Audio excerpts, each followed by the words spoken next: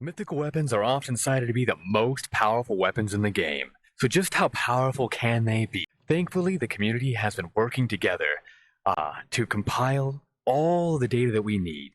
And that has been led by Merch Girl.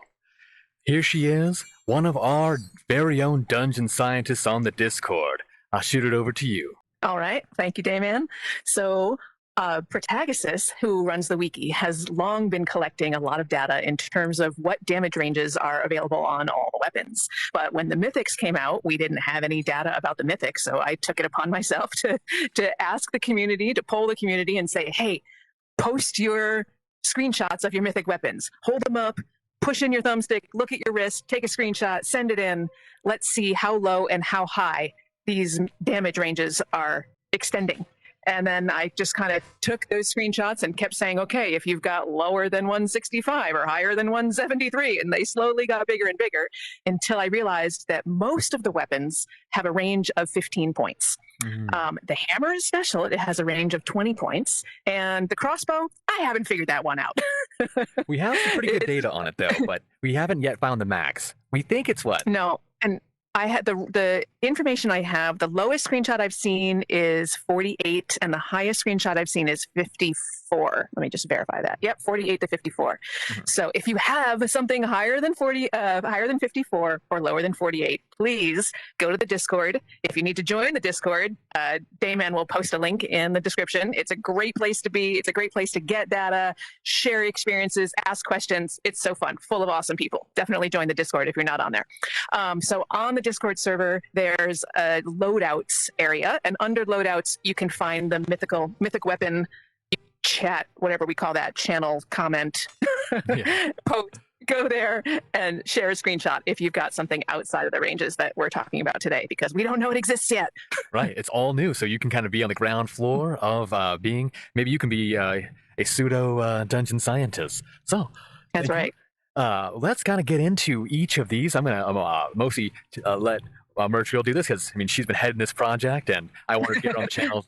Dayman doesn't want to take the credit for work that ain't his. So, all right. But we're gonna talk about, after we talk about their damage ranges, I'll add my little bit of 2 cents as to the ways you can kind of boost up the damage of those weapons. And if you want to know what those damage calculations are, stay tuned. So, for the dagger, what we have found is that it comes as far down as a lowest damage of 110 and a highest damage of 125. And I was pretty lucky. My first roll on the dagger got 123, and then my third character also got a dagger, and that one is 124. So I have 2 towards the top end. Oh, for shame. Dayman only has a 117. About in the middle. Oh, yes. Right on, yeah. And, when it comes to getting the most out of the dagger, 2 of the best perks you can be picking up on it are going to be attack power and criticals. And that's if you want the highest damage. Though I have found that the poison, though is great for utility, can be undone by the slower pursuing daggers of its charge period. So keep that stuff in mind. I don't know, what else we got? So the hammer, the 20-point range, is as low as 130 and as high as 150. Whoa. Yeah, 150. And I think we're still missing a screenshot of that 150. I have screenshots of 130 to 149. But the devs more or less, they gave me a thumbs up when I said, is the damage 130 to 150? Mm-hmm. So nice. we're missing that screenshot. So who's got the 150? Another reason to join the Discord. The devs, the literal developers of this game are active and can answer your questions. But hey. So here we have, I think mine is sitting at 146, so maybe that's not so bad.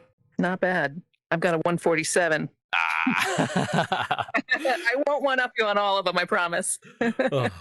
Yeah, and this is part of the reason we're talking about this too, is like, if you have a lower damage, it might actually be worth re-rolling a weapon, that might have a lower damage tier, but mind you, these are going to be more powerful than your average. Speaking of power, area damage is the best way that you can increase the hammer, as it does ×2 damage. Pair that with criticals or attack power. Criticals is going to beat it out for possibility, in my opinion. So those are your perks, but slowing is the only side weapon with slowing, though it will override your area damage, which thankfully is working correctly. Thank you, devs. All right. What else are you working with? Now, both of the swords have a range of 160 to 175, both the side sword and the long sword. Interesting. See, I find that interesting because for the damages of the side sword, I always thought the long sword was more powerful. But actually, the side sword, I think it's the saber, goes up to 151, where the long sword is like 150. So cool that they kind of tied them out there. And when it comes to your swords, there is a bit of a bug turned into a feature where stab damage will grant you a 50% damage increase, whether or not you're stabbing or swinging. Heck, even if you throw that sword, you're going to be getting a 50% damage overall. So that paired with your criticals and attack power, so it's up to you if you want always on damage or chance damage that goes a little bit higher. Yep. So the axe coming up next. I believe that the axe's range is between 125 and 140, but that's another one where we're missing a few screenshots. Got the thumbs up from the dev that was the range, but I haven't seen anything lower than 126. So we're missing a screenshot of that 125, and I haven't seen anything higher than 138. So we're missing screenshots of 139 and 140. Mm-hmm. But I think that's the full range. Right. And a lot of this stuff is getting filled in by the devs for us, which is very nice. And the axe, it ranked kind of low in my tier listing, but that was only because it had some handling issues which have been fixed. So it's a pretty decent weapon. And mind you, while it's buzzsawing, it can re-trigger its effects, and one of those effects you want to be picking up on it is going to be explosions. Just like area damage is at ×2. One of the few ways to kind of get those additional modifiers. Pairing that with criticals, with that buzzsaw, boy oh boy, that thing's going to be hitting like a truck. Yep. Let's see what's next on my list. The bow. How could I forget the bow? Because I haven't gotten it yet. One of my other characters has a bow, and the bows range from between 140 to 155. Yeah, and we have seen screenshots on all of those. That's pretty decent considering the DPS of them. Yeah. I mean, I'm gonna be missing my ice, but the arrows. Now, keep in mind, it takes a physical contact of the weapon to transfer over your perks. And so the arrow making contact means that it can transfer over critical arrows, meaning it's one of the better perks for it. I would recommend slowing as a secondary perk just because of its utility, but if you're going for power, then it's attack power. I do love having slowing somewhere on my loadout at all times. Mm-hmm. It's great to be able to slow a boss. Oh, yeah. This one has slowing. Exactly. And last, but definitely not least, the spear. Yeah. Another same as the swords. It has a range of 160 to 175. Wow.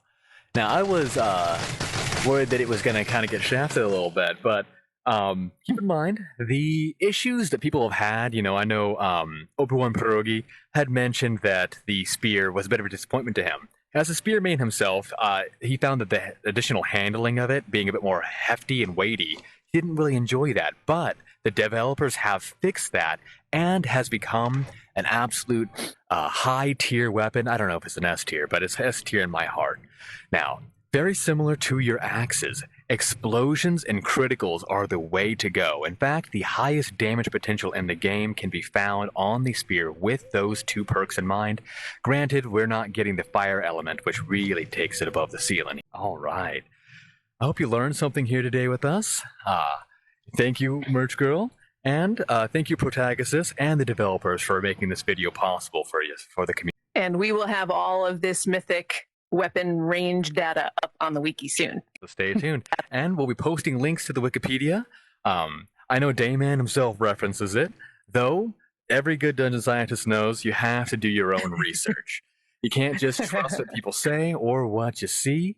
Go in the dungeons and have some fun in the sandbox. I know we do. We certainly do. All right. Well, thanks so much for having me on here. It's been fun. Yeah, it's been a pleasure. Been waiting to have you on. Remember, disinfect your face masks and wash your face. Peace.